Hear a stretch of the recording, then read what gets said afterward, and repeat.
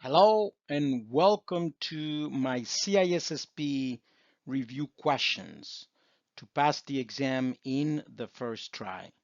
I am Seolito Rodriguez. In this session, we will cover questions 21 to 30.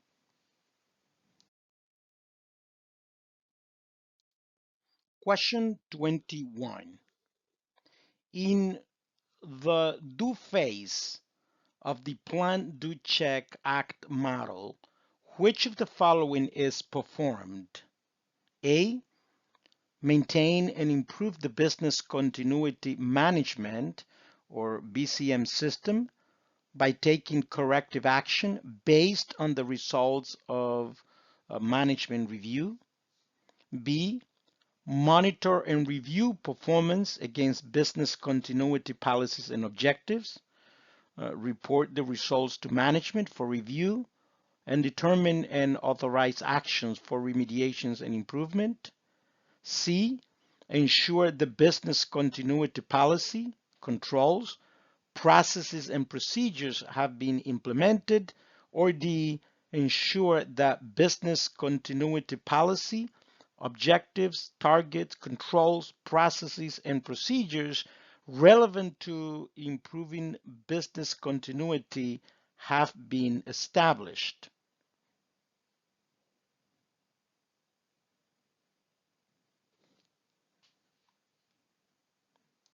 The correct answer here is C.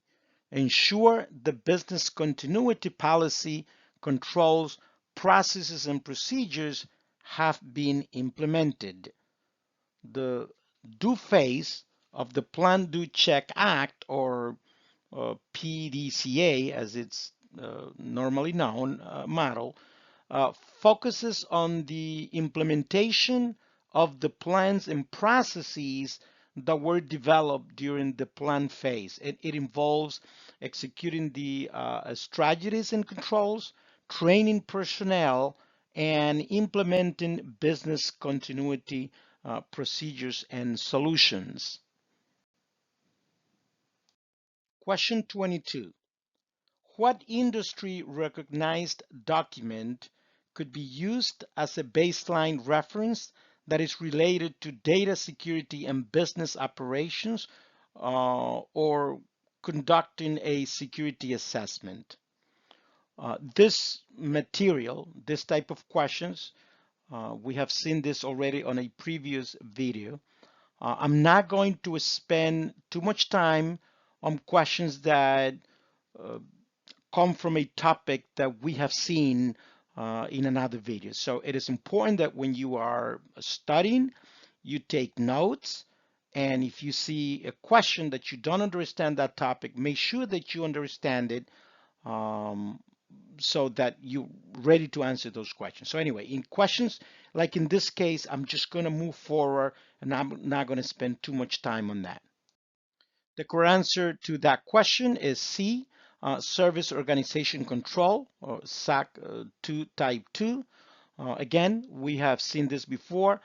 SAC 2 reports are specifically designed to evaluate an organization's information systems relevant to security, availability, processing, integrity, confidentiality, and privacy, making them ideal for data security and business operations assessments. The Type 2 reports assess the operational effectiveness of controls over a period of time, providing a more reliable baseline for evaluating ongoing security posture and compliance. Question 23. A criminal organization is planning an attack on a government network. Which of the following scenarios presents the highest risk to the organization? A. Organization loses control of their network devices. B. Network is flooded with communication traffic by the attacker. C. Network management communication is disrupted. Or D. Attacker assesses sensitive information regarding the network topology.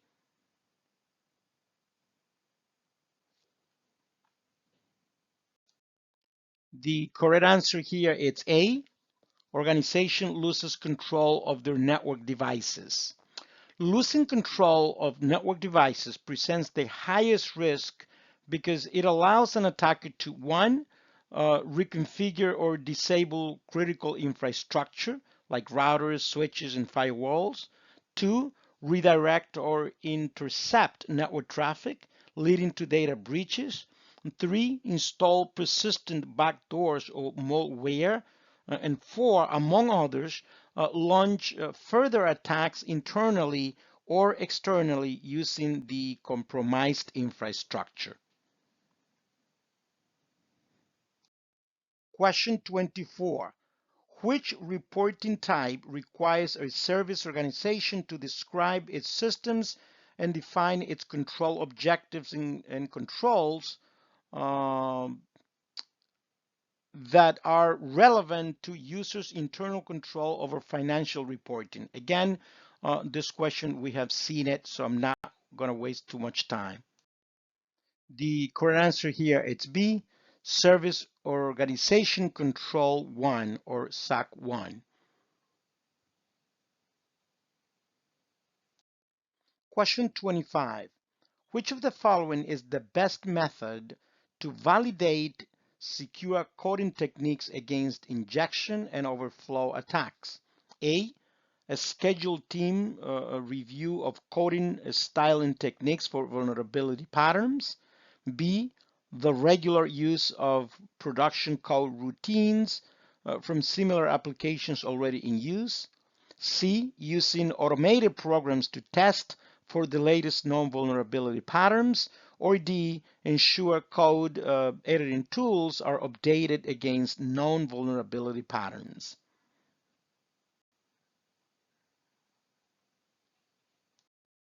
The correct answer here is C, using automated programs to test for the latest known vulnerability patterns. Automated tools such as static application security testing, SAST, or dynamic application security testing, or DAST tools are highly effective in, one, consistently scanning code for injection, overflow, and other vulnerability patterns. Two, staying up to date with the latest threat signatures and security best practices. And three, speeding up validation compared to manual reviews or relying on reused code. Question 26. When resolving ethical conflicts, the information security professional must consider many factors. In what order should the considerations be prioritized?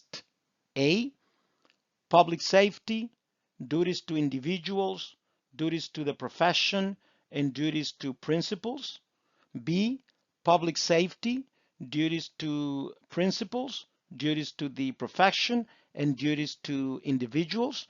C, public safety, duties to principals, duties to individuals, and duties to the profession. Or D, public safety, duties to the profession, duties to principals, and duties to individuals.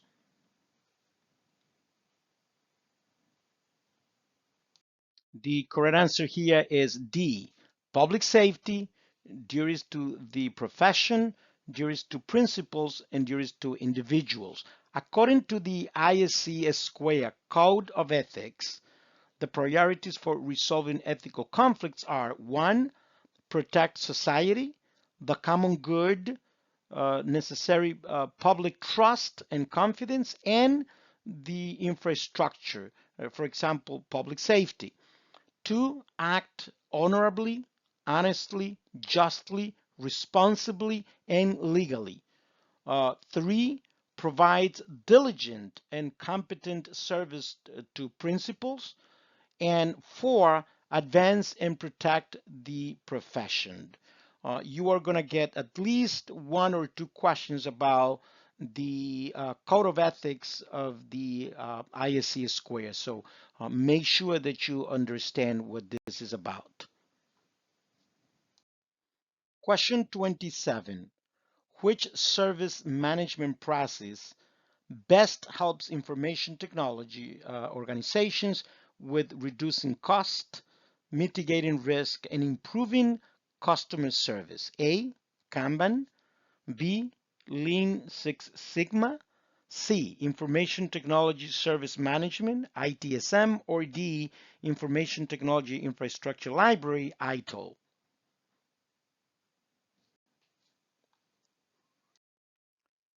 The correct answer here is D, Information Technology and Infrastructure Library, or ITIL.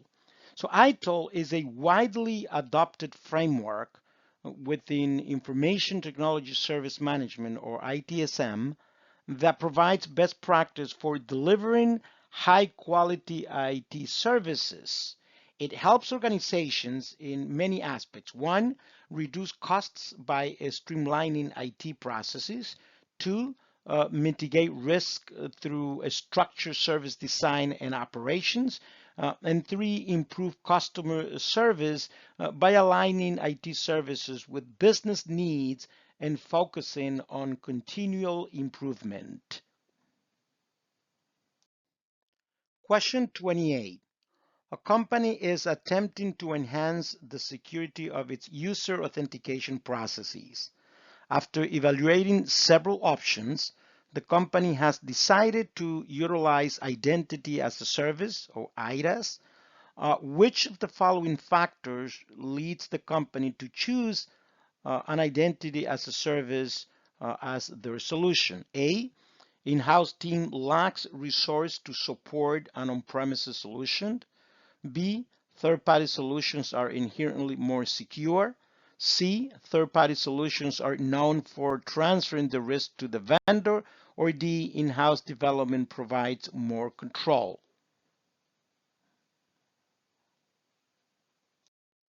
The best answer here is A.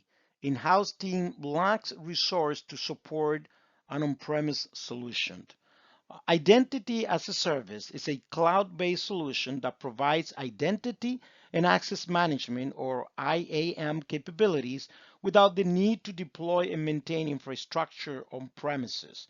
Organizations often choose IDaaS when one, they lack internal resources or expertise to build and maintain a secure authentication systems, and two, they want to offload complexity and infrastructure costs to a third-party provider.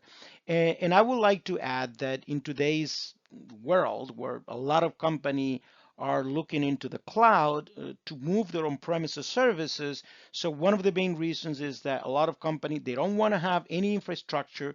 They don't want to invest on buying equipment. So they basically move to the cloud where everything is, well, not everything, but in this case, Identity as a Service is as a service. So the company just pay for whatever they use, whatever they need. So if they have, let's say, 200 users or 2,000 or 200,000, they just pay based on that, and they don't have to buy and maintain physical infrastructure. And this has been the trend, and this continued to be the trend with basically everything as a service. One very common example is Microsoft Entra, which is Identity as a Service. So Microsoft Entra, which formerly was Azure Active Directory, or Azure AD, is an Identity as a Service, or IDaaS solution. It is a cloud-based platform that provides identity and access management for users, devices, and applications. Entra ID supports features like single sign-on, SSO, multi-factor authentication, MFA, and conditional access to help secure across both cloud and on-premises resources. It integrates with Microsoft 365 and thousands of third-party applications, making it a comprehensive IDaaS offering.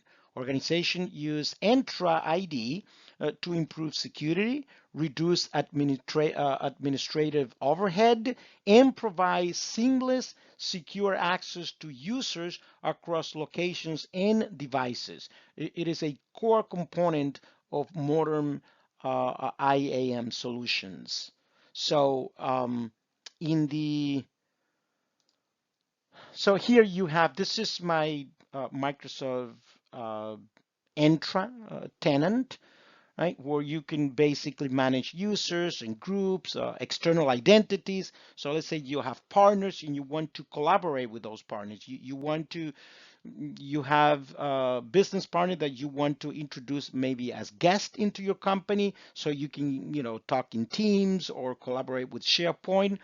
You got roles in administrators, administrative units. So if you have a big company and you have offices all over the world and you want to organize those units, you can have administrative units, which is similar to what are the OUs in domain controllers in Microsoft.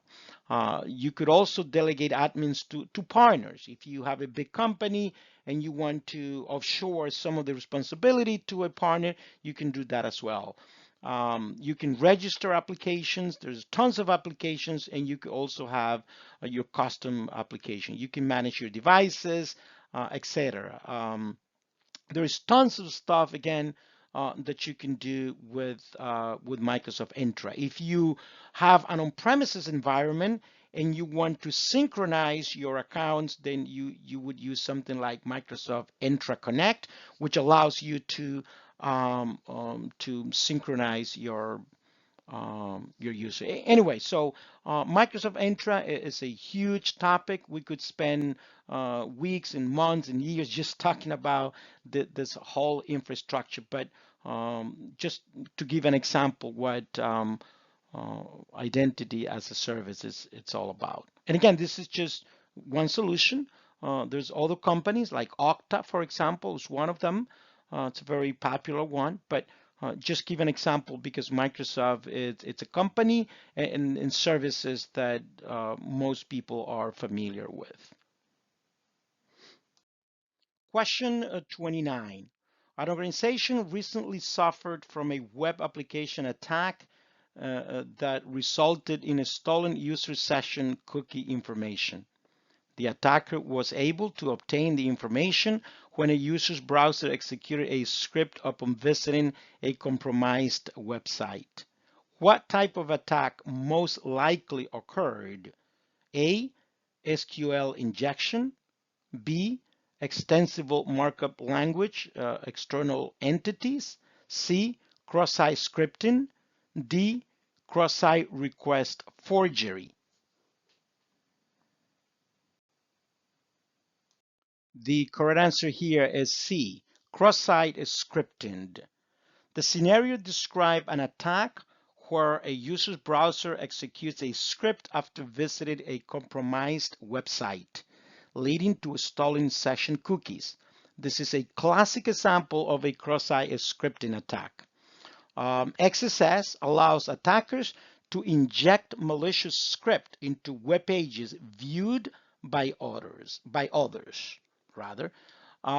Two, these scripts can steal cookies, session tokens, or other sensitive information directly from the user's browser. There are several key terms in this session, in this page, that you must be very familiar with because there are going to be several questions related to this. It's the SQL injection. There's going to be several questions related to that. XML external identity. Well, you need to know what XML is all about, but this is not actually an attack. But SQL injection, cross-site scripting, and cross-site request forgery. Especially the cross-site scripting and the cross-site request forgery can be a little bit confusing. So make sure that you understand. And again, we're going to see all the questions during this class or this course where you are going to be tested about the knowledge of these key terms.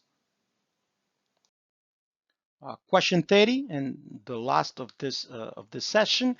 An attack utilizing social engineering and a malicious uniform resource locator URL link to take advantage of a victim's existing browser section with a web application is an example of which of the following types of attack? A. Clickjacking. B. Cross-site request forgery. C, cross-site scripting, or D, injection? As I told you, there are going to be many questions about these key terms. The correct answer here is B, cross-site request forgery, or CSRF. The scenario describes an attack where one, a malicious URL is used, often via social engineering. Two, the attacker exploits a user's active session with a web application. And three, without the user's knowledge or consent, unauthorized actions are performed. Uh, this the basically the essence of a cross-site. This is the essence of a cross-site request forgery attack.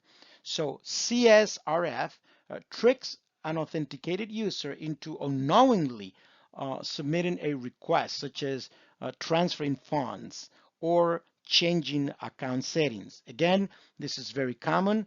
I have actually been involved in this type of stuff. I know a good friend of mine was actually tricked into this and transfer money to a cyber criminal. It relies on the user's active section and browser credentials to succeed. Again, it's a very common, very dangerous type of attack. It happens, and you have to be very familiar with this concept for the CISSP and basically the Security Plus or any other cybersecurity exam.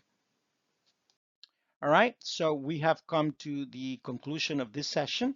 Next session is coming soon, so please, I'm going to ask a favor of you.